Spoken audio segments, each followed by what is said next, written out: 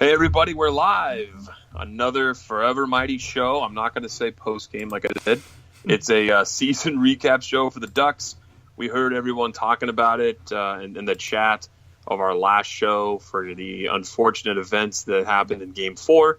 But hey, everyone wanted another show coming around, so we decided why not bring it back.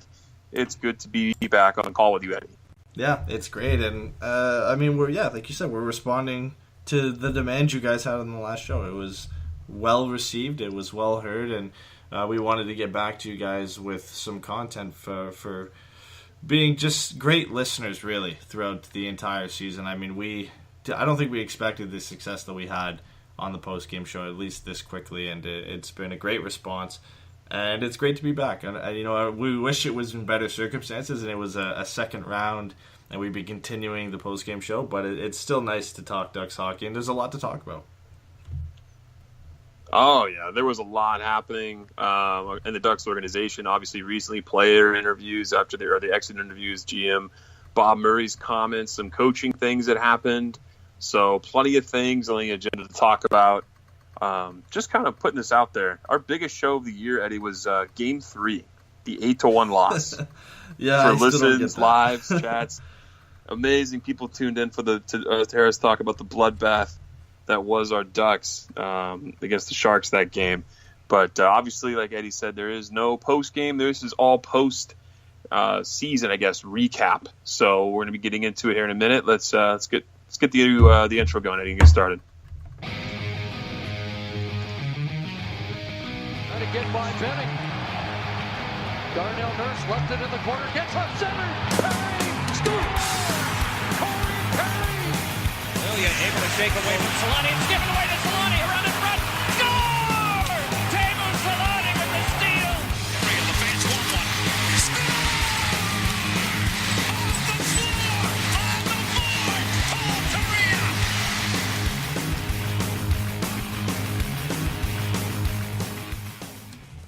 I guess we're better to start than with the most recent news, which came out today, and Trent Yawney is not getting his contract renewed with the Anaheim Ducks.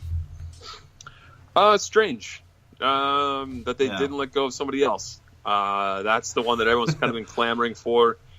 First everyone wanted Bruce out, and then everyone's kind of like, Randy's coming back. Oh, maybe we're going to get a Stanley Cup because, why not? It's been 10 years. And then now we're in a couple of seasons of Randy, and everyone wants Randy gone. Unfortunately, Trent Yawney's never been let go, but he just didn't have his contract renewed.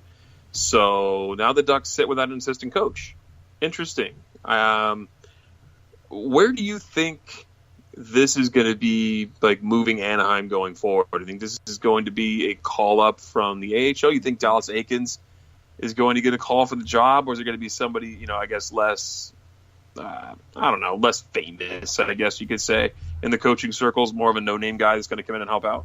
Yeah, I mean, because it was interesting when Steve Konowalchuk became an assistant coach for the Ducks, and it was, I believe, at the beginning of last season, where he had I guess you could call it a surprise run with Seattle into the WHL playoffs, and they won a championship in the WHL, and then he gets the call to come and be an assistant coach for the Ducks, and that was, I guess, a surprise. And if you were going to look for another surprise, maybe you'd see something like that where they go back to the CHL, maybe they go to college, maybe they go to the AHL as well and bring up a guy.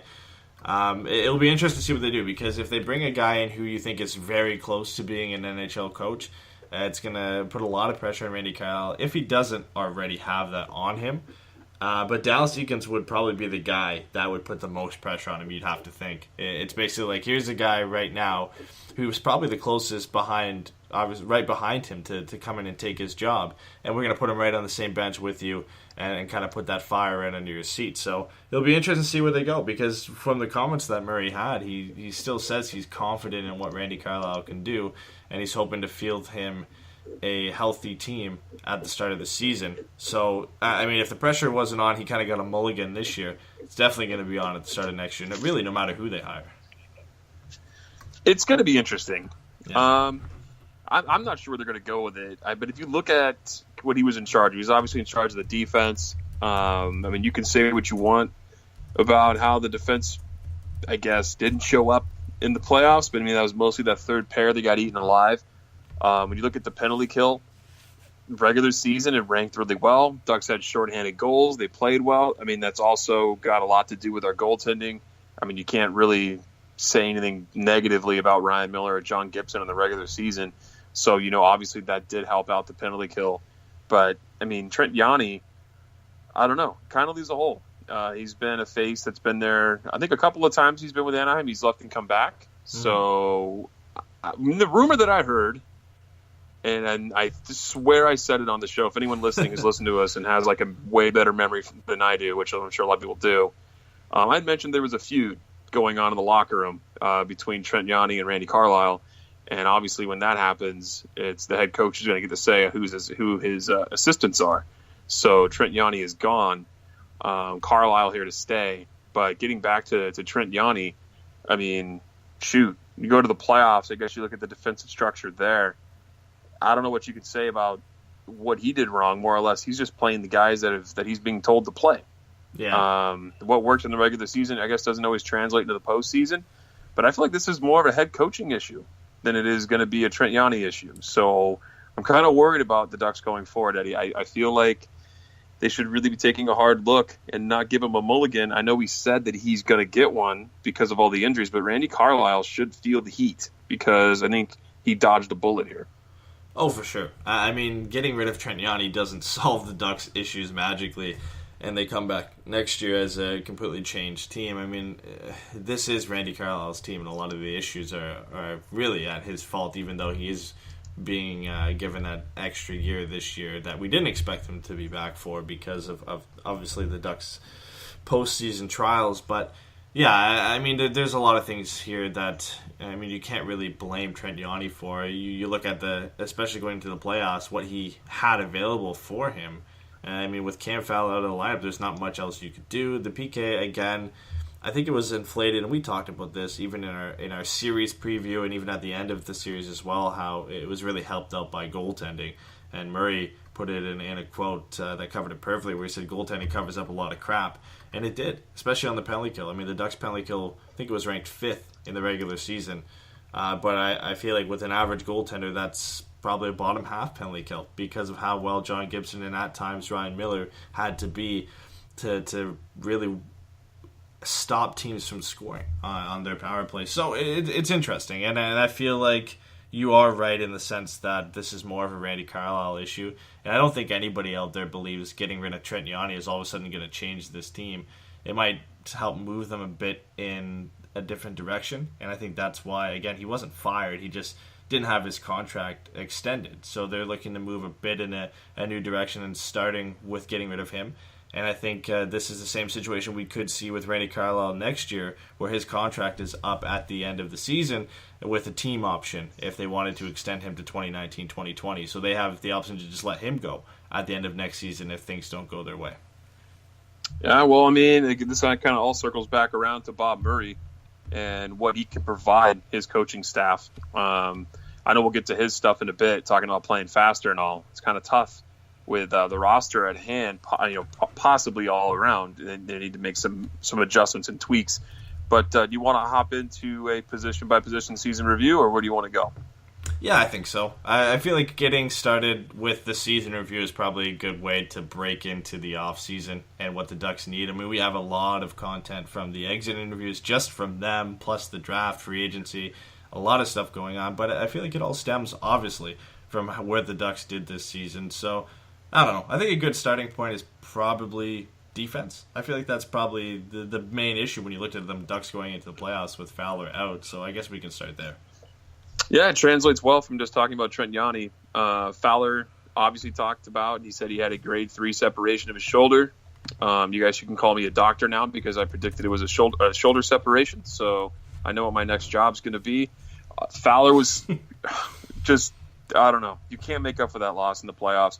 Yeah. That deeply hurt Anaheim, as we all know. I'm not trying to sound like a broken record, but it's just looking into next season. Fowler's going to be healthy, and that's all good news. But there's some things missing from this defensive scheme. No matter who comes in and as a coach, there's no Boschman, no Bieksa, which I know everyone's applauding because we need to get younger and faster. as the rest of the league, is moving past the Ducks in that regard. But the question comes around. I know you love Ian Cole, as you said. I really feel like there needs, and I'm not picking on it, but I really feel like there needs to be a microscope on that third pairing. Say what you want about how deep this Ducks defensive core is. It got burned, and it kind of throws out the question, do the Ducks have a legitimate number one defenseman, or are they just running it by committee?